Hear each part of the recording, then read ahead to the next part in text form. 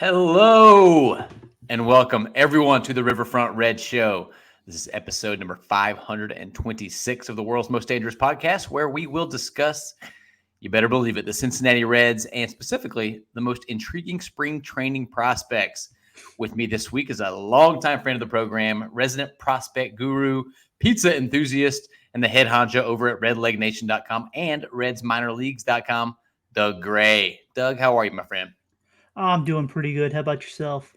I am doing great. It's baseball season is upon us. We are, I think, as of recording this, 3 weeks away from opening day. So sparks are flying and emotions are running high over here. I'm feeling pretty good. Yeah, it's not a bad time to be a Reds fan right now. I'll be honest with you. There's a lot to look forward to, and yeah.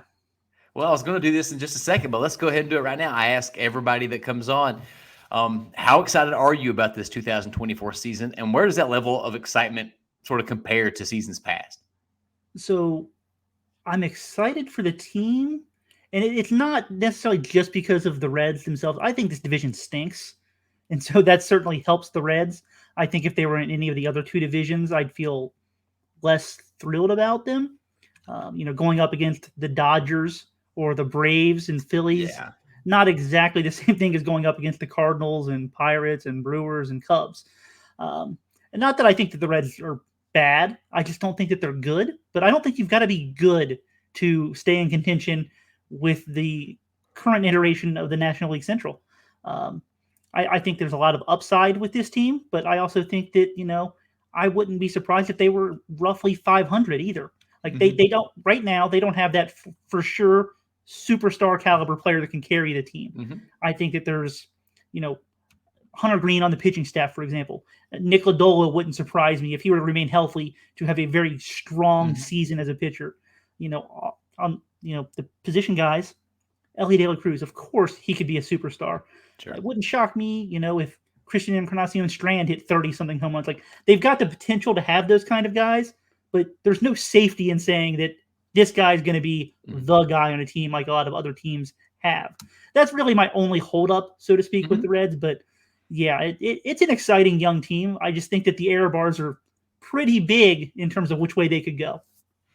I think that's totally reasonable, and it's not something that we've really touched on. We've been letting spring training optimism reign supreme here these last few weeks. But it's also fair that if this was a 500 team, sure, it would be a bit of a disappointment compared to some of the lofty expectations that us and other people are throwing on this young squad. But in the big scheme of Reds fandom, for somebody that's, 40 or younger, 40, even a little older than that, they haven't seen a whole lot of 500 seasons. Yeah, I mean, I turned 40 the week after the regular season starts, and I legitimately don't have memories of the Reds advancing in the playoffs. Yes, I mean, say this all the last time it happened, I was 11 years old. So, I mean, yeah, it's possible. I mean, realistically, I probably should remember 1995. And I mean, I remember some things from 95, but I don't remember that series. Like, I don't remember it. No, of course not. I say it all the time on here, but I'm just slightly younger than you, and the Reds have only made the playoffs 6 times in my life. Yeah, and that stat alone is why I am so excited about this season, because you mentioned it. If we were staring down a likely third place finish in one of these other National League divisions, we're not reaching the heights of excitement that we are currently holding on to.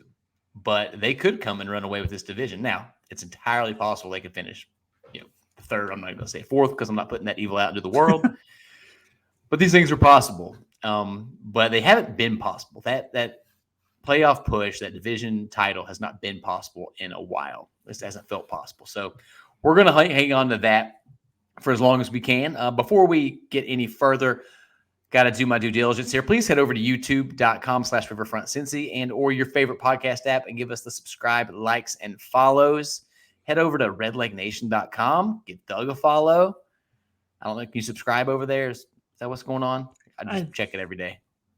Yeah, just do that. It's better and easier. That's right. redsminorleagues.com. Also fantastic. Host of contributors at redlegnation.com. Some names you'll recognize if you listen to this show with any regularity. Fantastic stuff over there. And as always, huge, huge, huge shout out to the Patreon family. We love you guys. Couldn't do it without you. And If anybody wants to join the family, they do that at patreon.com/riverfrontcincy. All right, Doug, let's get into the meat of this sauce. I don't know if that makes any sense. I think I just made that up. Well, let's just go with it. I like sauces that have meat. We're gonna stick with it. Yeah. We got a lot of prospect talk coming up, but before we get there, who are some of the the regulars that have been standing out to you in camp so far? I mean, I think that Elly De La Cruz, he's been drawing walks. The strikeouts are still kind of high. I mean, it's all a small sample size, so doesn't any of it really matter? But I think that if you're looking for things that kind of want to go against what you may have perceived, what Elly De La Cruz has done in terms of walking so far has been standout. I mean, guy hit a 470-foot home run the other day. He hit an absolute nuke. The next day, or the next game, he goes 1 for 1 with 2 walks and he steals 3 bases. I mean, he's unlike a player that I can remember being in a Reds uniform. Like same for you probably. My recollection of Eric Davis wasn't the prime Eric Davis, right? But hearing about that 1987, 1988 Eric Davis, that's kind of how I feel about Elly De La Cruz. Now, obviously, Eric Davis actually did it over a much longer period of time, but when you think about what it could be, that's kind of like the same feeling that I feel that people are trying to tell me about when they watched Eric Davis in his prime. Exactly. And I mean, it's just that's what sticks out to me, and it's nothing really different from last year, aside from we saw what happened when he wasn't quote unquote on a heater like he feels like right now. But I mean that's the thing that's really stood out to me the most. Nobody's played enough to really do anything that makes me go, oh, this is different. There's not a TJ Antone in 2020 situation where he showed up in camp throwing 5 miles per hour harder. Like that's not a thing that's happened. So everybody's just kind of been, hey, this guy's off to a good start. This guy's off to a nice start. Jacob Hurtubise is like 5 for 9. He's hitting like 556. So that's cool to see, but it's also like, okay, he's got 9 at bats. Are you saying that he's not going to keep that up throughout the entire season? I mean, I'm not going to say it. So no. Yeah. The conversation starts with Elly De La Cruz.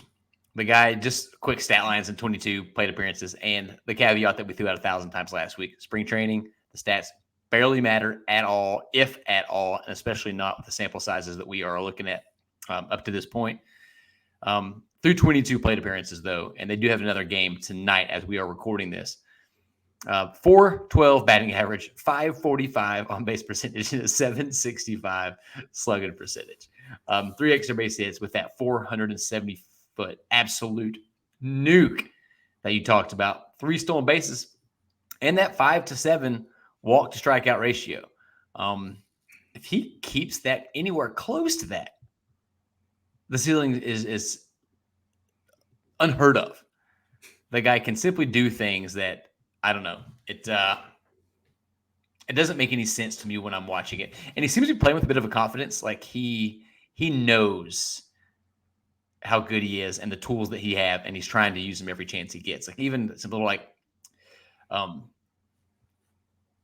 dink hits that barely go anywhere in the infield. He's sprinting down there. If you little soft grounder to the pitcher, he's sprinting trying to make a play because he knows that he can. I'm loving what I'm seeing so far. And as the prospect guy, you probably watched him coming up more than just about anybody else. What are your realistic expectations for Elly this season? So I do think that he's going to walk more than he walked last year. You can see it especially if you watched him almost every day, like I have the last couple of years. You could see him making those adjustments, even at times when the walk numbers weren't there. You could see him being more patient, taking pitches that he would have swung at just a week before. And even last year when he was in the minor leagues, now he wasn't there for long. He started the year on the injured list in Louisville. He missed like the first 3 weeks. And when he came back, he was ice cold. I think for like the first 10 games, he had like 1 walk and like 19 strikeouts or something.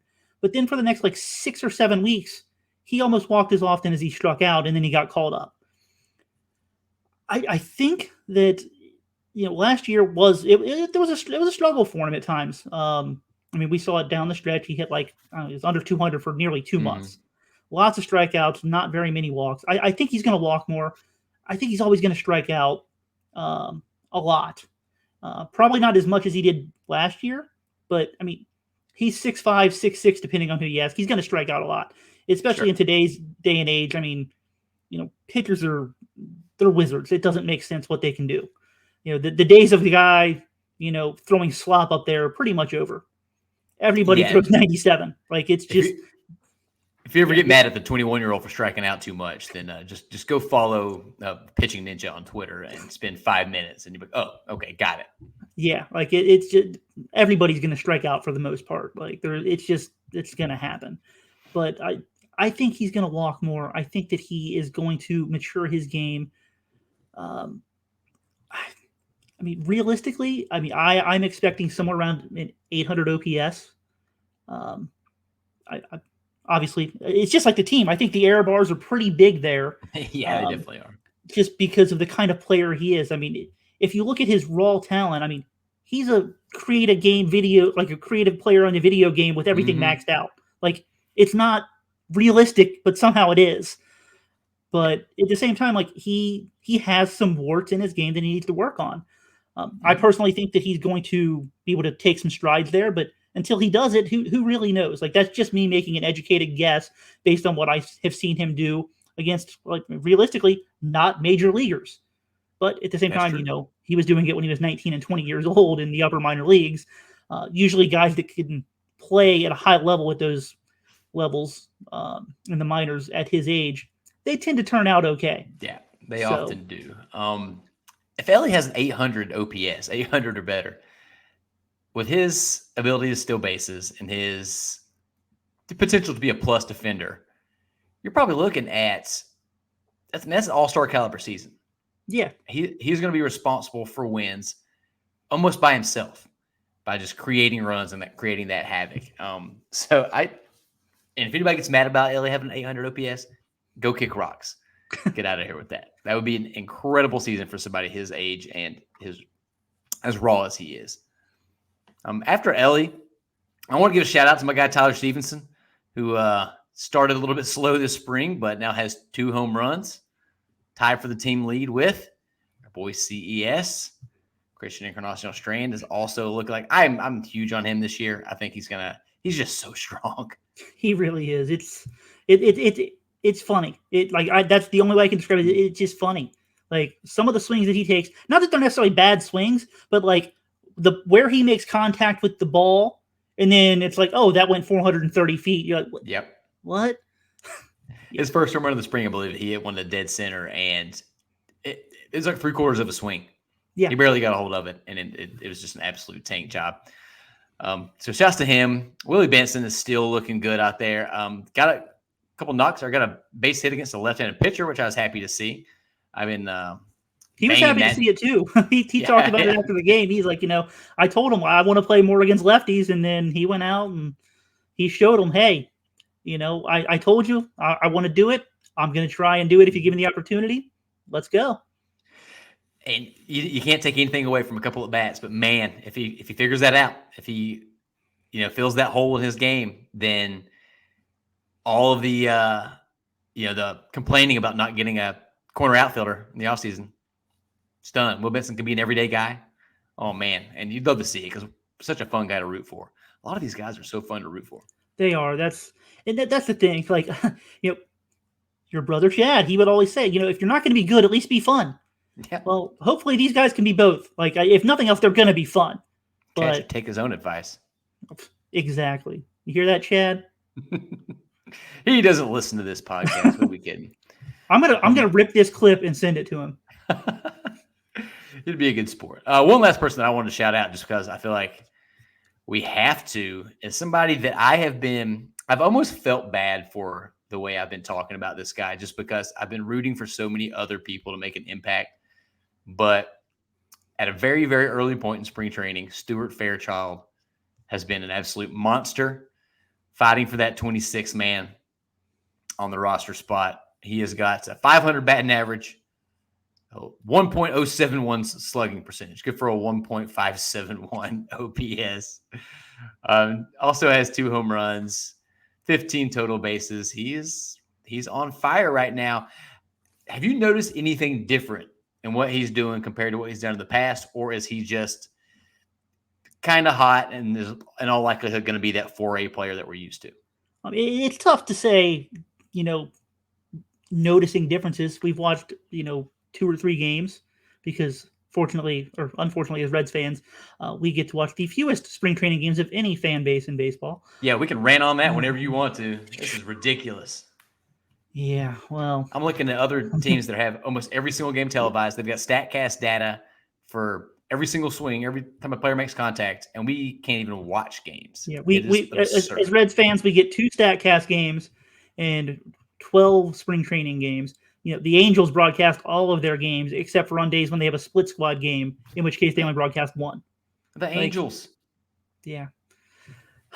Okay, let's get back to Stuart right, Fairchild. back Yeah. to I mean, he's having a great spring, but yeah, as far as noticing something different, no. But yeah, I've seen him take 4 swings. So now I will say this: the home run he hit yesterday was an absolute blast. Like, it went off the batter's eye, but it was so high up the batter's eye that you didn't see the ball hit the batter's eye. You just saw it bounce back to the field.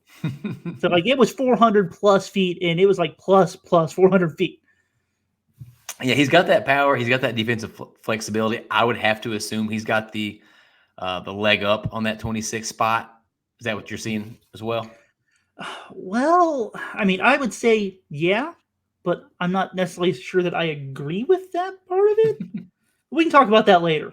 All right, we'll get into that. There's a viewer mail question in there that I kind of I can address that a little bit more with. I love it. Let's not bury it. All right, let's get on some injury updates real quick. Unlike the last couple episodes, all good news on that front. Matt McLain is back. Looks like he is going to be back in the lineup today.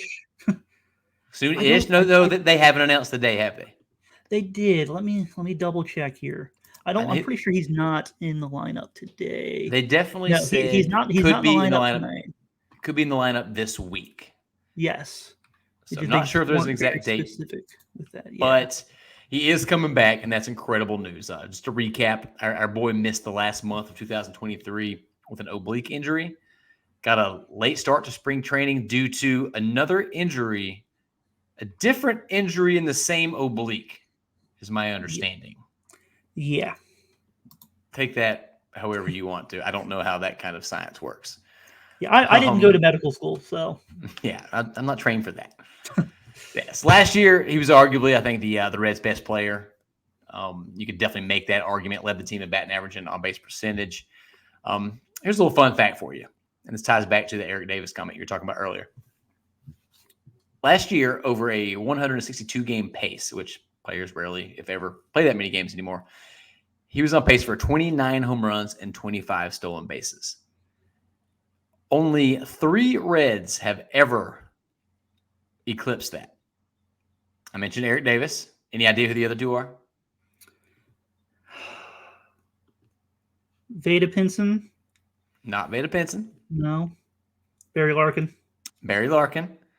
That one was obvious. The other one surprised me.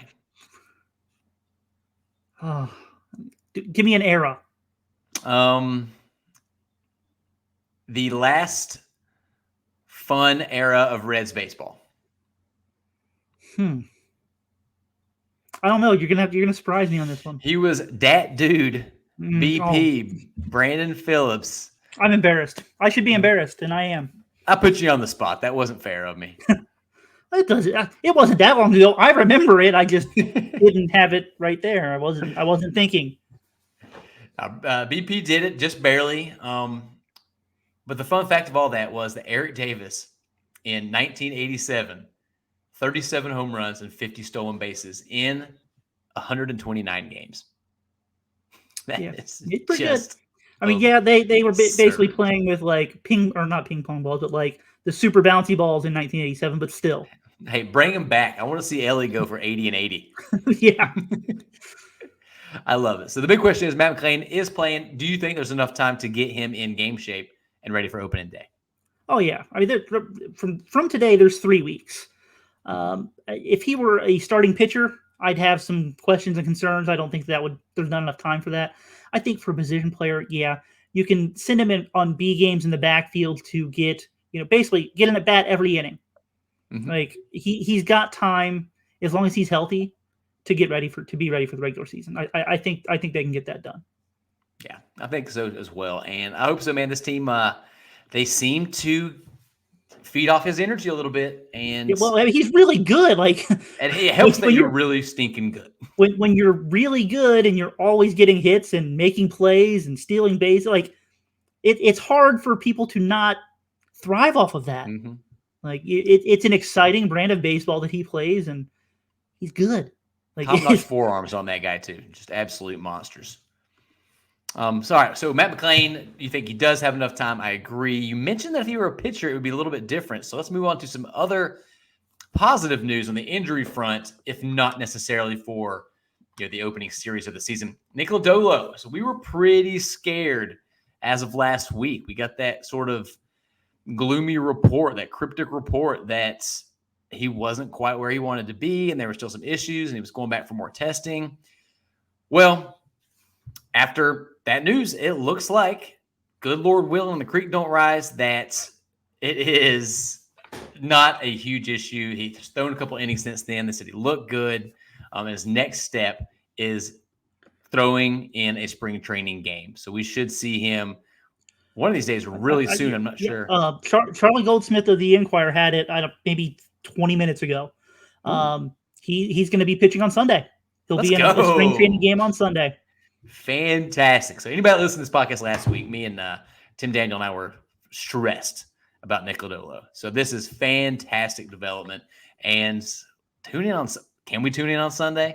No, I cannot tune in on Sunday. Get out the front. But to expand a little bit further on that, just to put it out there, David Bell did say that he wasn't sure that Lodolo was going to be ready to be one of the first 5 starters, but after that, he thinks that he could be ready. And he threw out the date April 9th. Happy birthday, me, by the way. That could be the date that they could target for him. So, however they want to handle that, I'm not sure. I didn't count the days out to April 9th from the start of the season. As far as, if they put him on the 10-day IL to begin the season, if they could bring him back that day or not.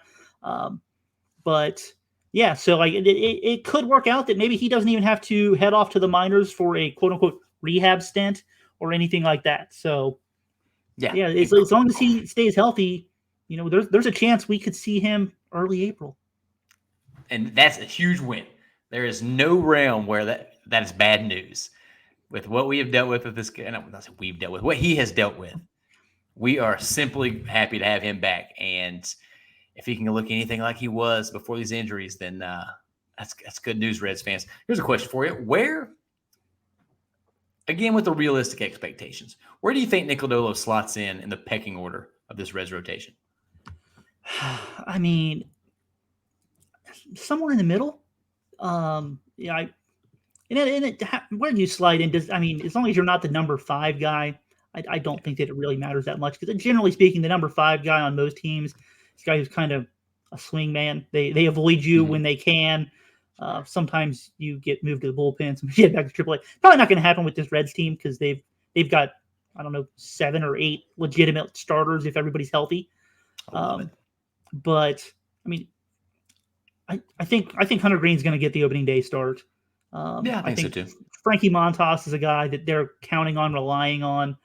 And he's got a track record that, it makes sense that he'd be the number 1 or number 2 guy if he's healthy, which he appears to be right now. So I don't think that we should be too concerned about that. After that, you've got, Andrew Abbott, who, he was very good last year, but was his rookie season any different or better than Nick Lodolo's? Not really. They were both really good as rookies. So, number 3, number 4 right there with Andrew Abbott, it seems about right to me.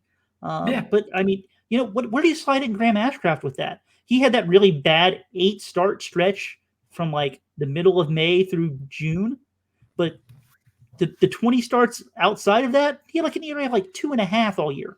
Yeah, it was nails. So like again, you have to love kind of what the Reds have done with their starting pitching, because we're talking about Graham Ashcraft like Well, maybe he's the number 5 guy, and he was absolutely dominant for 20 starts last year. Yeah. That's why I'm so excited about this season, man. And it's not just the pitching; it's the same thing on the offense. They just have dudes. They have so many dudes. I can't remember this kind of depth in a long, long time, if ever. And I'm here for it. Nicololo, his ceiling could be anywhere from one of the top starters in the game, or he could settle into a really, really solid 3 or 4. And you have to have those guys. And they're going to be cautious with him. They should be cautious with him. But a healthy Nick Lodolo really changes the outlook for this team. Absolutely. All right, some more injury updates. Jonathan India has yet to make his debut. And if you are listening to this on Friday, it sounds like he's debuting today. Today as in Friday. And you can watch it. Whoa. Now that is news. That is absolute ridiculousness. The third game all season, the fourth, I don't know. It'll be the third day in a row we can watch the game, which is crazy. We are spoiled. We don't deserve this team. Definitely pumped for Jonathan India. He's been battling that plantar fasciitis. So I got a question. 2 questions. 1, where is he going to play? And 2, is there a higher level of excitement and anticipation for this debut or for Shohei Ohtani's in a Dodger uniform? I pretty comparable, right? Definitely think getting India back is way more exciting. As far as where he's going to play, I mean, I don't know where he's going to play Friday, but I think he's going to play second, third, left field, right field, as far as designated hitter during the season. I fair, unfair, however you want to look at it. I know that there are some varying opinions out there, but he lost his job to Matt McClain. Like it's that simple. But Jonathan India is he's a everyday regular caliber player that the Reds just don't have an everyday spot for. Heck, there might be a few of those guys on this roster, to be honest. Yeah, I think so. And so, fortunately or unfortunately, however you want to look at it, David Bell and his staff are going to have to find ways to mix and match, different guys at different positions every day based on matchups or how certain guys are feeling that day, who needs rest, whatever it is. But I think that India is probably going to play 4 or 5 times a week. It's just not going to be in any set spot. Yeah, definitely something if you want something to be looking out for when you're watching the 3 games that are televised for the rest of the season.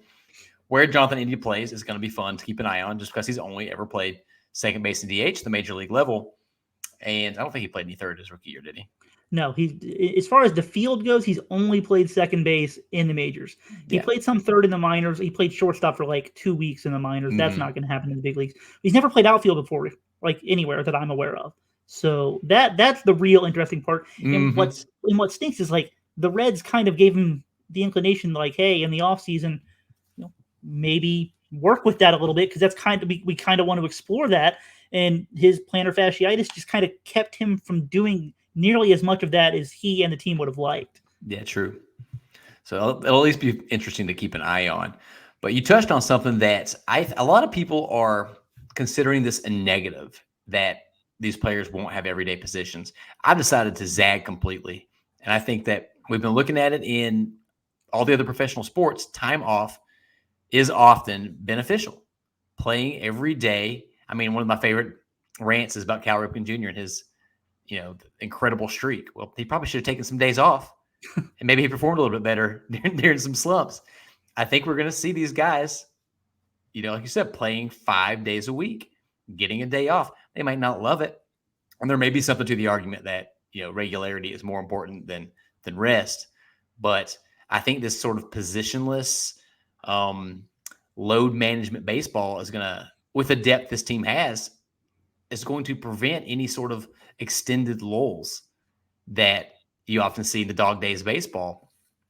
And I think it's going to just contribute significantly to this team's odds of making the playoffs. Yeah, I do give some credence to the playing every day kind of thing. It helps you over the course of the season. But I think that we generally speak about that versus real bench players who get, one plate appearance every 2 days as a pinch hitter. That's not the role that the Reds are going to be giving a lot of these guys. They're going to be platooning these guys. And even the platoon guys are probably going to play almost every day. They just may not get 4 or 5 plate appearances every day. And it's the same thing with Jonathan India. He may not play every day, but he might play 4 days a week, Mm-hmm. 5 days a week, and so it's different in terms of the way we traditionally think about the everyday versus bench guy. But I think that you're right. Like the the fatigue management aspect Mm-hmm. of things, like it really does come into play. Even for guys that are in their early 20s, like half this team seems to be, like it's 162 games over 183 Yeah. days. Like that is a lot. These guys aren't just showing up at 6 o'clock to play. Like they're at the field at 2 o'clock and they don't leave until 10:30 or 11. Like Exactly. it's a full day's work and it's a lot of work. It's hard work. Sure. And a Um, lot of these dudes have been dealing with injury issues currently or historically. yeah, I mean, I think Jonathan India would play through anything if they'd let Yeah. him. Like Yeah. especially Jonathan India. Um, and so it may help him too. Mm-hmm. Sort of protecting from himself a little bit. I used to see David Bell. It's the Charlie Kelly from Always Sunny meme when he's just looking for Pepe Sylvia. He's got all the threads connecting one thing to another. That's how David Bell's going to come up with the lineup every day. I hope the Reds have a better system in place than that, but you know, Yeah, well, let's see. David Bell, see if he can win me over this season. Last little injury thing I want to touch on is Noelvi Marte has made his debut. Hard to put into words how pumped up I am to watch him play for a full season. He returned to game action and immediately hit 2 balls with an exit velocity over 100 miles an hour. He is the top prospect in the system. I'm putting quote marks on that because he does still qualify for all the prospect rankings lists, despite getting a little cup of coffee last year. And I guess my question to you is, do you see any world where he starts the season, barring injury, any world where he starts the season in AAA? I don't think so. And I think that goes back to what happened last year. Um, Basically, a bunch of teams in baseball did this, but the day that Marte was called up was the first day that like it wouldn't penalize the teams one way or the other. Um, as far as this year goes, in terms of if a guy wins the Rookie of the Year, they get the draft pick out of it, and so because of the way the Reds handled that, and there's a tiny chance that it's pure coincidence that that's when they called him up. But yeah, that's why they called him up then Tiny. and when they did. But yeah, I think that was their plan all along. Well, he also made it easy on him because he wasn't setting the world on Yeah, fire in the minors. yeah, Now he set it on fire when he got up to the bigs. yeah, and they seem to like him, and we've all seen plenty of reasons for that. Mm-hmm. And it just seems like it's kind of a foregone conclusion that if he's healthy, he's going to make the team. And it's kind of the same situation that we discussed with the other guys is, you know, where exactly is he going to play? I mean, he's probably going to play a lot of third base, but he might be a guy that gets a little bit of shortstop when Elly needs a day Mm-hmm. off. He might DH sometimes because they went out and signed Jamer Candelario too. Like he's a third baseman, Yeah. and they're not paying him to not play just about every day. But he also plays first, which is where CES plays. So there's going to be a lot of juggling of players and how everybody's going to fit in. But yeah, for me, it's tough. It's tough to see where Marte's not going to make the team unless he just goes out and doesn't get any more hits between now and start of the season. Yeah, he reminds me of. This is going to be a weird comparison. When it comes to their presence and their approach in the batter's box, he reminds me of what we saw from Spencer Steer last year, where they just seem to be born to be in that batter's box and to hit baseballs. They have an approach that's well beyond their years. The difference between the two of them is that Noelvi Marte's ceiling is a little bit higher than Spencer Steer's. I think this guy's got multi-time All-Star, get some MVP votes, if not win it, potential. I'm not saying he's anywhere close to that right now. We've barely seen him play baseball, but I just love watching this guy step out in the baseball field. Yeah, I like what you said there with the Spencer Steer comparisons. It's interesting because I can see it. When it didn't really click with me before, but as soon as you said it, I'm like, wait a minute, I can see it. It makes sense. Just take a big league at bats. The similar approach, yeah, they can use the entire field, and I think Marte's got a little bit more power to all parts of the field than Spencer Steer. But Yeah, I can definitely see that one. We'll be happy to have two Spencer Steers on this team. Yes. Peaks aside. All right, so a little recurring segment we've got going on called New Pitch Watch because it's spring training and a lot of people have new pitches. Not a ton to report on this. We talked about Hunter Green working on a curve and a splitter. Have you seen anything, read anything, or just have any general thoughts on how those two pitches are progressing and really how important they could be to Hunter Green's growth and potential? So I saw that Enosaurus of The Athletic, he updated his Stuff Plus metrics, which that's not necessarily based on how the hitters handle the pitch. It's just based on velocity, movement, things like that, compared to the same kind of Yeah. pitch that other guys are throwing. For the Um, layman, how nasty is it? yes. Now, mind you, that does not include whether a guy can throw it for strikes or not. It's just Right. if the guy throws it for a strike, what are the how good is it? Mm-hmm. And Hunter Green's splitter graded out very, very well. I did not see him comment on the curveball. It may be in the spreadsheet. I did not look at it, but I did see that he noted that the splitter was very, very good. So good news, because it's not like Hunter Green's got some history of inability to throw strikes. So I'm not concerned about that aspect of things. So yeah, I like that I saw that report because again, we don't get much StatCast. Although we did get StatCast from that game, which is why we got the metrics on it. But Thank God for other teams. Yeah. Yeah, if Hunter Green can develop that third pitch, then look out. We've all been waiting on him to take that little leap, and this could be exactly what needed to happen. We'll see. The proof, you got to prove it on the field, but we're watching that one closely. Another guy working on something is Brandon Williamson. He has been changed up his slider a little bit. I was reading they changed the grip in the offseason to try to induce more strikeouts. Didn't exactly dominate with it. He threw it against the Diamondbacks and gave up a bomb. But have you seen or heard anything about Brandon Williamson and his slider? Because he's looked pretty strong for the most part so far in spring training. So I haven't seen anything specific about it, but let's also start out with the fact that throwing breaking balls in Arizona is not easy. True. Like it's not the ball doesn't it's not quite the Coors Field effect, but it's similar. It's a well known thing that breaking balls in Arizona don't break as much, and so I don't put too much into it especially for established guys that we know have performed and can perform. But also spring training is the time to work on things. Exactly. So if you're going out there to work on your slider, the hitters are going to pick up on that pretty quick that, hey man, he's throwing a lot of sliders today, and they're not going to let you get away with it. Like their job is to go out there and hit it whether you're working on it or not. The hitter's not working on I'm only swinging at fastballs today. Well, maybe they would. Most guys aren't pulling the Joey Votto where they take 18 pitches a game because they just want to see pitches. Like that's the thing. Joey Votto would he'd do that in spring training because he didn't care about the stats of that day. He cared about getting ready for the season. And that's one of the ways that he did it. Most guys aren't Joey Votto, though. They're going out there, and if they get a hittable strike, they're going to hit it, or at least try to. Yeah, well, that seems like a pretty good time to move on to our next weekly segment, which is the Joseph Daniel Votto update. I haven't gotten your opinion on this yet. He was just today on the Flippin' Bats podcast with Ben Verlander. This was following an appearance on the Dan Patrick Show. He's been crushing social media, threatening to leave out shopping carts, which is just truly, truly diabolical. Recreating the sad Keanu Reeves meme.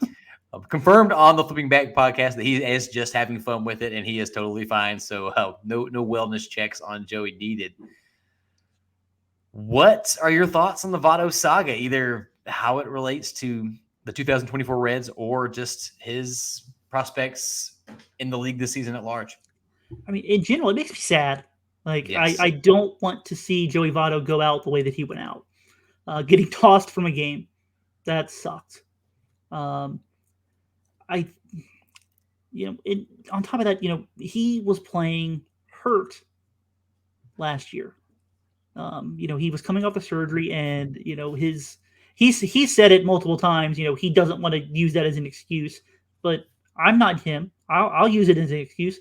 Yeah, it was clearly affecting him. I would like to see him get another opportunity. I don't give it any chance of being with the Reds, even if my opinion Not may a, vary on that. It's not going to happen. can I get Um, 0.01%? Or you give me a hard no, zero? I'm giving you a All right. hard zero. It's This not has going to been happen. episode 526. Well, it's been nice being back on the podcast. I will never see you again. Goodbye. Um, Yeah, but we're still holding out a little hope over here. I'm glad you pointed. The injury thing is real. I mean, he's 40 years old, and they had to reattach his bicep and repair his shoulder. If that injury happened to me, I don't you think I still would get wouldn't be out of my podcasting. bed for months. Oh yeah, I couldn't scroll on my computer with that arm, and he was trying to play Major League Baseball. Somebody needs to give this man a chance. I don't care if it's the Oakland A's who don't care about winning and they want to sell some tickets. I would selfishly like it to be the Nationals because they're right up the road and he can hang out with his old buddy Nick Senzel. I don't know. I'm afraid you're Just correct. somebody. Just somebody. Give And him the chance and see what happens. there are obviously some bigger dominoes that need to fall. Blake Snell, 2-time Cy Young winner, including the current reigning Cy Young Award winner, is still unsigned. But it just makes no sense to me that obviously he's probably not going to accept a minor league deal, but there are guys in camps that aren't nearly as accomplished as Joey Votto that probably weren't as good as Joey was last year when he was Playing with still a one and a half league average arms. hitter with 1.5 arms. Yeah. He correctly pointed out in his interview with Ben Verlander that the last time he was fully healthy, he was one of the best hitters in Major League Baseball.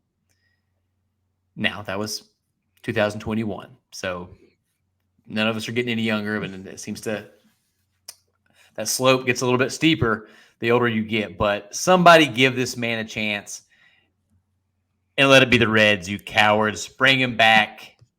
Sorry, Stuart Fairchild. All right, sad Joey's talk is over. One last piece of news, and we're just going to use this to jump right into our topic of the week. The topic of the week is spring training's most interesting prospects. But when this got announced, we had to touch on it. The spring breakout rosters were announced.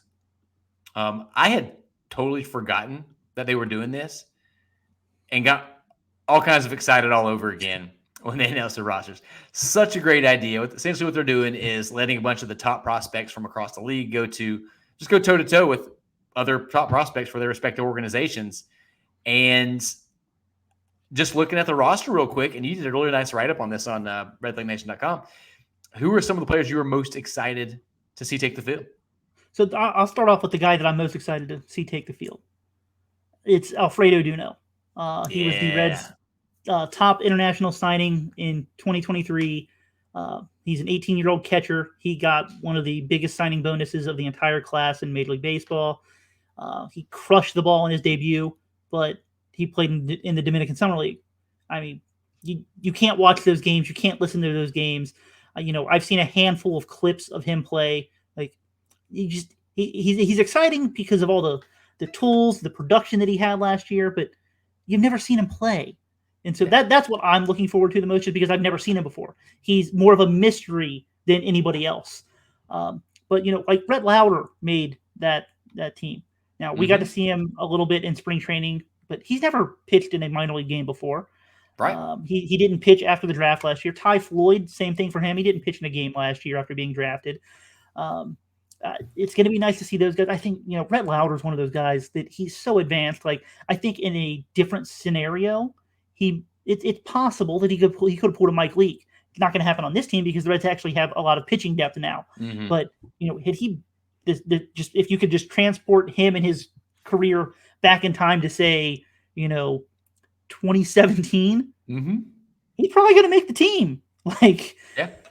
But now he'll probably start in Double-A because they've got options that they can work through, and they don't have to necessarily rush him, even if it might not be rushing him. Right. It's a luxury. Yeah. So I'm looking forward to seeing what Cam Collier can do this year. Not that he was bad. Not that he was bad last year, but he didn't stand out last year either. Yeah. I was hoping you'd bring him up. There's a lot of things that I liked in the profile for Cam Collier last year, though. He's got to hit the ball in the air more. That's the only thing that I think is holding him back. He hits the ball so hard. Like, Baseball America had a thing on 18-year-old prospects that played full season baseball last year, and his average X velocity was like 4 miles per hour harder than the average 18-year-old There we who go. played in full season ball last year. And most 18-year-olds don't play in full season ball, so you're a top prospect if you're 18 playing full season ball. And he was hitting the ball so much harder than everybody else his age. If he can figure out a way to just hit the ball that much lower, and that's a fixable problem. Yeah, if he can get under the ball that much more, it's gonna happen real quick for him. Yeah, he's gonna regain all of that, the prospect ranking pedigree that he lost in 1 year, which is nuts. Yeah, I think that a lot of people nationally were underrating him. But we'll see. We've all got different opinions, but I really liked a lot of things that I saw from him, and I think that he's got the ability to make the adjustment that he's going to need to make. Yeah, I couldn't agree more. Two other guys that I'm really pumped to watch that I haven't got to see a ton are Hector Rodriguez and Carlos Jorge. If you're in a dynasty league and those guys are available, run, don't walk.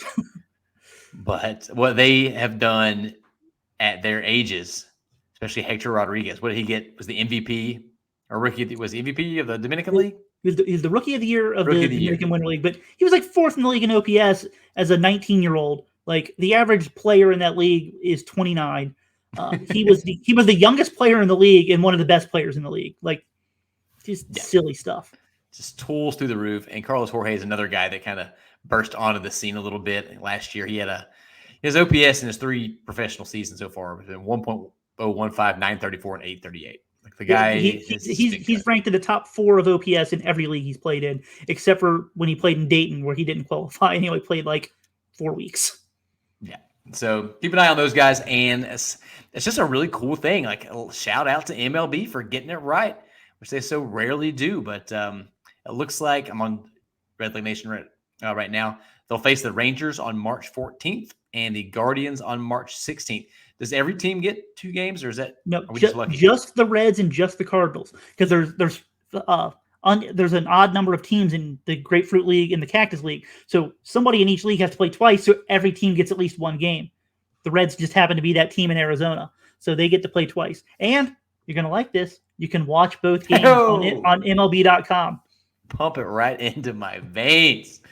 I love it. All right, before we talk about more prospects that we are excited to watch, there are a few that we are not going to be able to watch. The Reds did announce roster cuts. I have to pull this up on my phone because I don't have it pulled up on the browser. Quick rundown: Julian Aguilar, Edwin Arroyo, Tyler Callahan, Blake Dunn, Jacob Heatherly, Brett Lauder, Zach Maxwell, Matt Nelson, Chase Petty, Reaver, Sam Martin. The 2 catchers, Michael Troutwine, and then Daniel Veohin have all been assigned to minor league camp. Now, I think some people will probably see this and be like, what are we doing here? Zach Maxwell throws 1,000,000 miles an hour. He looks so good. Edwin Arroyo has been awesome. What are they doing? There's a perfectly logical explanation for this, Doug. What is it? Pretty much none of these guys were realistically competing for a job. Among the pitchers, only Julian Aguilar has thrown more than 8 innings in Double-A. And Reaver San Martin, who hasn't pitched at all, and he's trying to come back from elbow surgery. Yeah. So that's as easy as it can be for the pitchers. But the position guys, it's pretty much the same. I mean, Blake Dunn, he is the only guy that has played in Double-A for more than a week and put together a good season. He was the only surprise today for me looking at the cuts. Not that I expected him to make the team, just because there's a lot of depth in the outfield, and I don't think that he's the kind of guy that they're going to put on the bench. But I also think that it probably, at least from my point of view, would want to see him for more than 6 plate appearances, because he missed the first week of games, and then he's played the last week, and he's played in 4 games, and he's like 4 for 6 with 2 walks and a steal, and he's been really well. He's been really good, but I just thought, hey, maybe the guy that hit 23 home runs and stole 54 bags last year and had an OPS of 965 in Double-A, maybe give him more than 4 games. Yeah, my only guess there is just that they know that he's not in the mix for that last man on the roster spot, and he's only going to take at bats away from the guys that are. So get him over to minor league camp where he can get all the reps that he wants, and they'll have all the video and they'll have the coaches down there. But don't overreact too much to these cuts. You have to get the rosters down, and like you said, you can't keep them all, and you're going to go ahead and just not cut bait, but take your eyes off those guys who aren't duking it out for that roster spot. And none of these guys were on the 40-man roster either. So, that's, you always hear about that in spring training, who's got options, who doesn't have options. They're not going to use options on any of these guys. So everybody that was on the 40-man roster, like, they're all still in big league camp. And, that's usually the guys that are going to make the team. Every so often, you'll get one or two guys that make the roster as non-roster invitees. But, I mean, even this year, it's tough to see that happening. If everybody's healthy, at least. Yeah, couldn't agree more. All right, let's use the some viewer mail questions here to supplement our topic of the week. As always, these are our actual mail from actual viewers. If you want to join the Patreon family, you too can submit viewer mail questions, and we'd love to have you. But the first one here, Doug, is from my friend Joey Gaditza. Actually, no, we're going to skip that one. Sorry, Joe. We'll come back to you later. Our friend Jordan Salisbury. He says, Doug, I've been very impressed with Ricardo Cabrera and Alfredo Duno. Where do you see both of them starting in the minors? And what player in the Reds farm system are you most excited about? So, like I said earlier, it's Alfredo Duno, the most excited player or excited guy that I'm ready to see this year. I kind of explained why earlier. The same thing applies here. Never seen him play before. Hopefully I'll get to see him play this year. But also it's just a matter of, he's a catcher who crushed the ball last year. I mean, catchers that can hit are super rare. And I'm just looking forward to it. I think that he's probably going to start in Arizona. I think that Cabrera is going to start in Daytona. He spent last year in Arizona, so I think it's just logical that he'll move up after just crushing the ball in Arizona. It doesn't really make any sense to not promote him. The only thing that's interesting with Duno is he's the only guy that the Reds brought up to spring training from the Dominican Summer League last year. Now, I expect more guys to be in Arizona when their season starts in May, but Duno's the only guy there now. And so that kind of gives me the inclination that, there's an outside chance that he may possibly start in Daytona. I don't think it's going to happen, but, if he has a really good spring, I mean, it's not impossible. But that was just something that kind of stood out to me when I got the roster. I'm like, he's the only one. Like, okay. Yeah. So they're at least thinking about it then. Absolutely. All right. Next question comes from Seth Shaner. He says, Doug, if you report on prospects, does that automatically make you a prospect hugger? No. Because I know some people that report on prospects that really seem like they don't like any of the prospects. Not necessarily Reds guys, just in general. So I'm going to go with no on that one. They're just playing the odds there. Seth also asks, what is the ceiling offensively for Edwin Arroyo? I think this is a very good question because there are high expectations. He kind of was a little bit slow out of the gate last year before heating up in the second half. He's looked really good in spring training so far. So what do you think about Edwin's ceiling?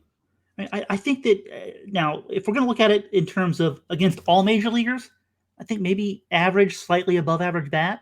But if you look at it just against shortstops, I think he's going to be an above average hitter. I think that he's probably going to hit for a solid average for a shortstop. But I think that he's going to hit for above average power for a shortstop. And then when you toss in that he can steal 15 or 20 bases, I mean, that's a pretty good offensive shortstop. And then of course he's a really good defender too, so that doesn't hurt. Yeah, that didn't hurt a bit. He's another one of those guys. He's just got that swag to him.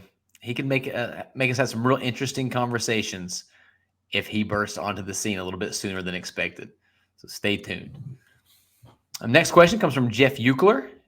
He says, I know it's only 2 innings in spring training, but should we be awaiting the Zach Maxwell era in Cincinnati?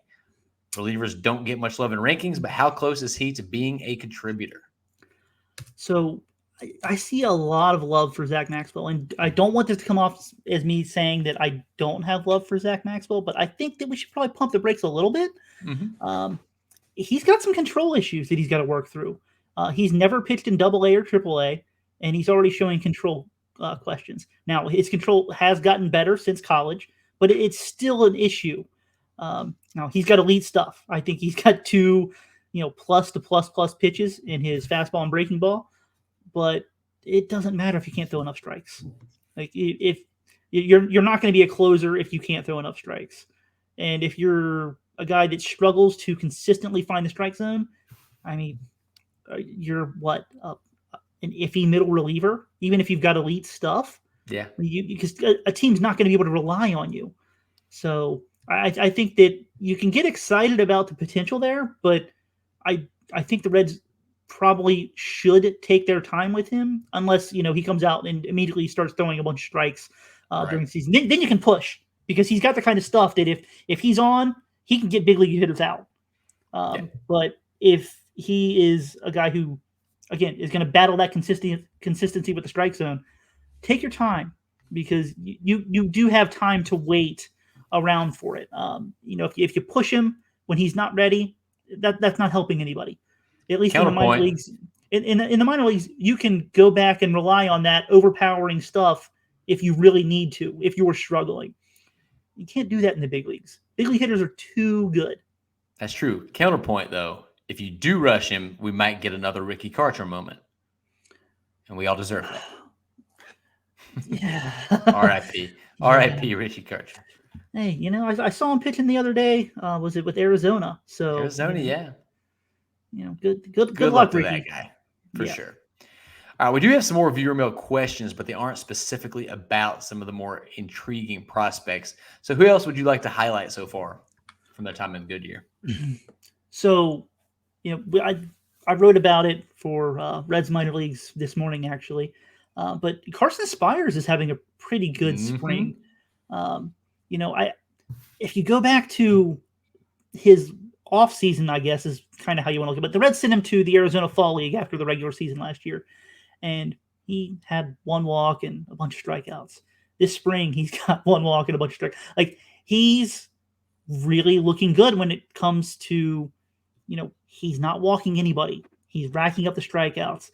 Now, I still think that he's a guy who, he's probably not a starting pitcher in the big leagues. Mm-hmm. I think that he could get some opportunities to, be a spot starter, a fill-in guy if somebody's going to miss 2 weeks or something like that. He can fill that role. But I think that he's probably more likely to be a reliever in the long term. But, he's got solid stuff. He throws a bunch of strikes. He's not going to be a closer probably, but he's had a very good spring, and I think he's a future big leaguer. It's just I don't really know what role it's going to be in.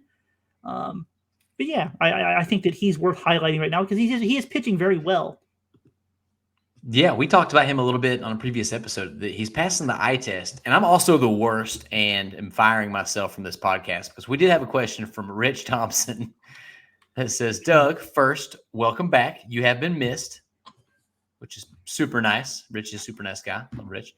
He says, Carson Spires has had a really solid run this spring training, but I'm guessing that it does not break camp with the MLB team. With that said, when/if he is resigned to the minors, do you foresee him being sent out as a starter or reliever? So this is a little bit different than, I guess, what you just said. When he inevitably starts in the minors, do you think they will stretch him out from the beginning or just go ahead and lock him into that reliever role? I think he'll be a starter if he goes to AAA because you kind of want, especially early in the season, you want those guys to be ready and available if you need them. Yeah. If you want to call somebody up as a reliever who's been starting in the minors, you can do that whenever you want. Unless they just started last night, they're going to be able to come in right away and pitch out of the bullpen. You can't go the other way. If a guy's been throwing one inning for the last 7 weeks, you can't ask him to go out there and throw you 75 pitches. The next, it doesn't work that way. The teams don't treat pitchers like that anymore. So I think he's going to go into the rotation, assuming that they send him to the minor leagues, which I think that me, you, and Rich all agree that that's going to happen, short of injuries, and he needs to step in for somebody. That Louisville rotation, by the way, is going to be dirty. Yes, yeah. Between that rotation and outfield, the bats are going to have some real fun guys to watch every night. Good summer in Louisville. But all right, yeah, I think that it's just going to be one of those situations where you can hedge your bet a little bit by putting him in the rotation rather than the bullpen, even if long term the bullpen's probably going to be the role for him. Yeah, I think that'd be a good call. Who else you got your eye on? I don't know. I'm always watching Chase Petty. Not Yeah, necessarily yeah, because yeah, I he's was done trying to anything avoid too guys crazy. that were, just sent out. But again, Chase Petty's a guy. I think that well, like Rhett Lauder, he could be pushing for a spot pretty quick. I think that they're both probably behind a guy like Connor Phillips. Just because he's already got that big league experience. He's got elite stuff. He's had some AAA experience. He's going to start in AAA, and I don't think that Rhett Lauder or Chase Petty will. But if Connor Phillips can't find more consistency with the strike zone, I think those other two guys could pass him up. Um, I, you know, I really like what I see with Chase Petty, and he's throwing a lot harder now than he has as a pro ever It's before. interesting. When in high school, he was a guy he would routinely hit triple digits in his starts. Right. And then as a pro, he was topping out at like 96 and throwing 92 to 94. He How basically fa- scrapped his. Where are we now in the Major League Baseball where we say he's topping out at 96? Well, I mean, I always think about it because when I started covering prospects, like it was 2006. That was prime Homer Bailey elite level prospect kind of thing, and he was one of the best pitching prospects the Reds have ever had. He threw 92 to 96. Now you throw 92 to 96, you're just a dude. Like you're just some random guy. Like Yeah. 96 is nothing anymore. It's Um, crazy. But Chase Petty's he's real interesting. I want to see what happens there because last year he led the minor leagues for the Reds in ground ball rate. It's like 54%. But he was throwing mostly a two seamer. Now he's throwing 99 with four seamer. Can he is he still going to get ground balls at that same rate or not? If not, is he going to get more Good strikeouts question. because he's throwing harder? He's throwing a four seamer. He's going to probably the Reds' philosophy generally is throw the four seamer up in the zone. Balls up in the zone don't get grounded out very often or hit on the ground very often, but they also don't have contact made on them as often. Right. So he's in that weird spot where it's like I don't entirely know what to expect, but I love what I've seen in the past, and I'm excited about what could be, but I just don't know because you Yeah. just haven't seen him go out there and fully formulate the new plan, which clearly he has a new plan because he's back to throwing 99 miles an hour, which is something he hadn't done. Yeah, and we'll see if they sort of take the leash off him a little bit too. They barely let him go more than a couple innings in his starts last year, so keep an eye on that as well. Let's move forward with a few more viewer mail questions as we wrap this bad boy up. Joey Gaditza, we're coming back to you. Sorry for skipping over you earlier. Joey says, "Hello, gentlemen. Who is going to have the biggest impact sophomore year amongst these young guys? What does your feeling tell you? Biggest impact sophomore year." So I guess that's not necessarily the best statistical season. Who do you got for this one?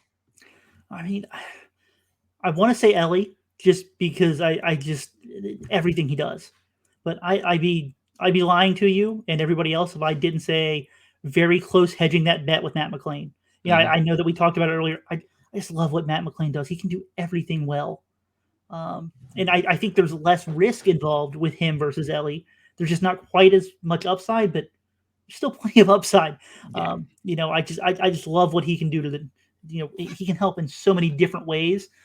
But the best part about this is I can answer 7 different guys, and they're So all the many right guys. answer. They're all the right answer. CBS might literally impact the ball the most. Yeah, yeah. And the farthest. What if Andrew Abbott doesn't have that late season breakdown because he got a little bit tired, and worn out in that first full season. When he throws 175 innings of 3.2 ERA. Like there's 100%. My so many answer guys. is Noelvi Marte, Rookie of the Year and an All-Star in his first season. Let's go. Does that make him a sophomore though? Yeah, that's true. I mean, he played like 35 games last year, I think. We'll let I Joey don't know. decide. We'll let Joey decide. All right. Next question comes from Skylar Webker. Skylar says, Elly has looked great, capital Great, this spring. The walks are up and the strikeouts are down. How much money are we giving him next offseason after he wins the MVP, Gold Glove, and Silver Slugger in 2024?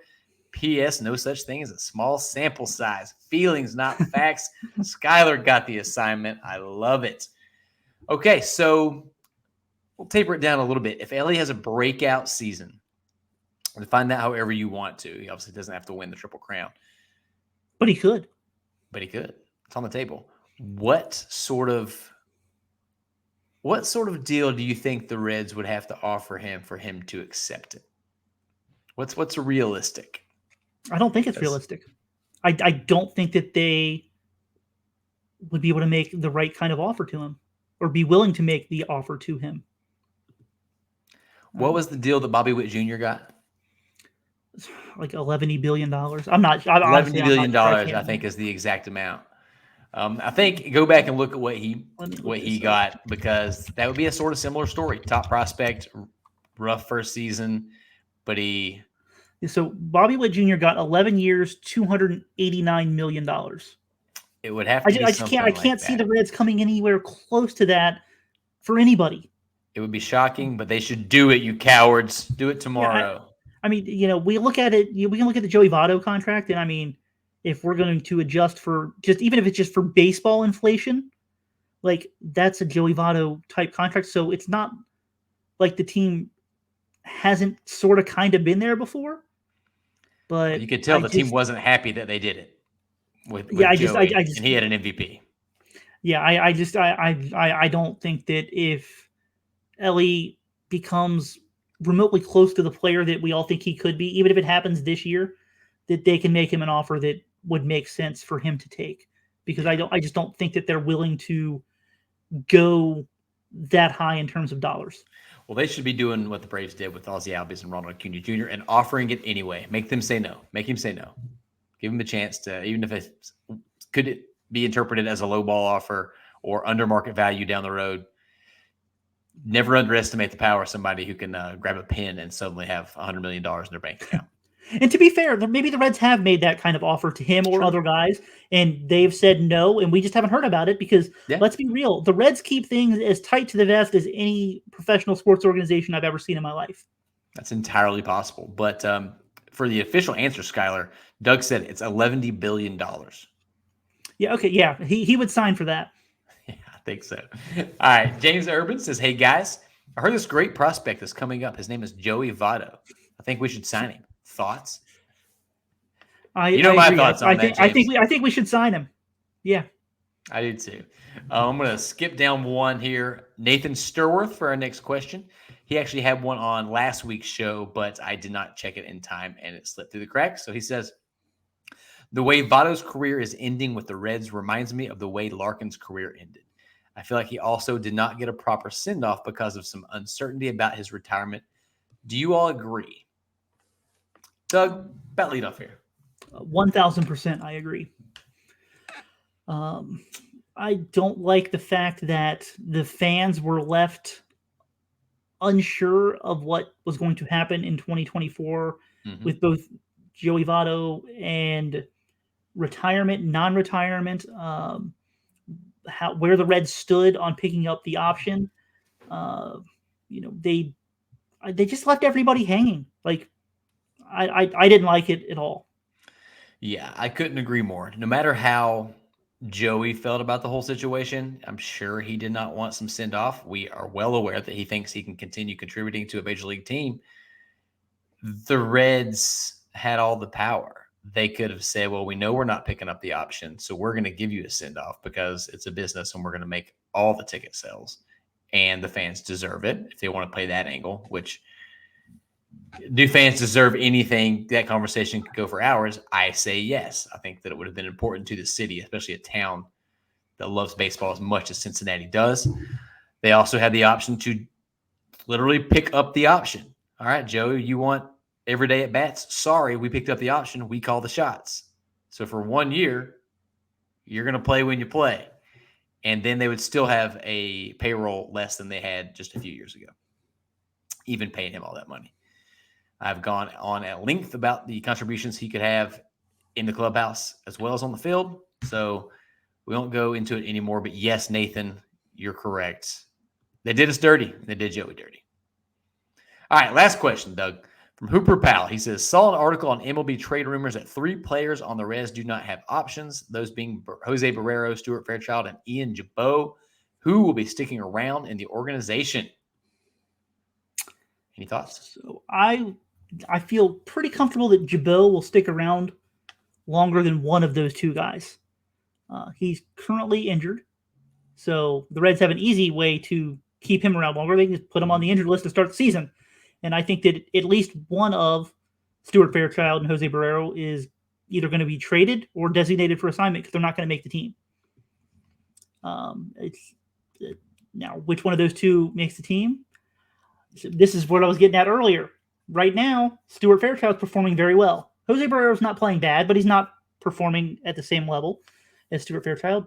Mm-hmm. But if I were making the call, I would probably pick the guy that can play both the infield and the outfield, especially if it's going to be a guy who I think in both scenarios isn't going to play or isn't going to be asked to do a lot of hitting. I mean, if you look at the way this roster is constructed, where are you going to find pinch hits situations for Stuart Fairchild or Jose Barrero? Right. Like every single day, they're going to be the third option off of the bench if everybody's healthy. You're not going to be asking that guy to step up and pinch hit for you very often. I'd take the guy with the better defensive flexibility. I don't get to make those calls, though. I'm going to choose Jose Barrero for that 26-man spot just because of his hair. Fair enough. Baseball has nothing to do with it. As a known hair not haver. I love it. Keep it going, Jose. Yeah, I agree with everything you just said, Doug. All right, that's going to be a good place to wrap it up, I think. Before we go, Doug, please shout out your socials, your websites, everything you want to shout out. RedLegNation.com, everyday Reds big league stuff. RedsMinorLeagues.com for more minor league stuff. Twitter at DougDirt24 if you dare. I don't always suggest it. Yeah, that's it. I love it. Please go check Doug out. He is an awesome follow online, and they're pumping out awesome content all the stinking time, nonstop over there on his two websites. So highly, highly encourage everybody to go check it out. Go to the Riverfront Cincy on all our socials and web pages, and we're doing some stuff too. Most of it we think is somewhat okay, mediocre at best. But thank you to everyone for listening and supporting us here at the Riverfront. Tell your friends, tell your mom's friends that she has in yoga class, Pilates, bar, whatever she's going to. She has friends and she should tell them. Please remember to subscribe where you can subscribe, follow where you can follow, like us, reviews, the good ones, all that kind of good stuff. And once again, shout out to the family at patreon.com/RiverfrontCincy. We'd love to have you join in on the hijinks. Shout out to Adam Dunn. Shout out to Lisa Alberto, Wayne Crin, Chicky, and Eli Cash. For Doug Gray and Jacob Hurtubise, this is Nate Dotson saying so long, Cincinnati.